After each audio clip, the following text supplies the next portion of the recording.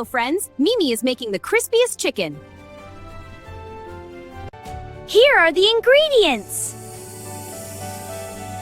Garlic powder, red chili powder, and crispy breadcrumbs. Let's start the crispy adventure. First, crack the eggs into a bowl. Whisk it nicely until smooth.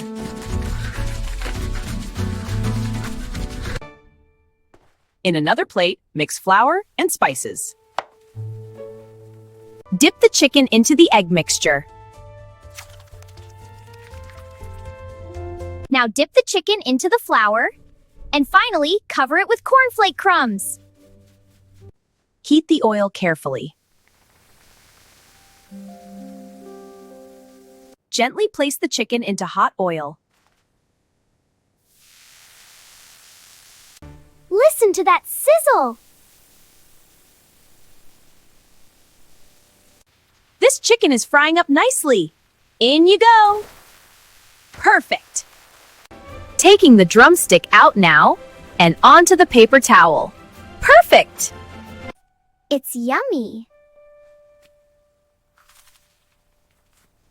And tell me in the comments, what should I cook next? Don't forget to like and share for more fun recipes with Mimi.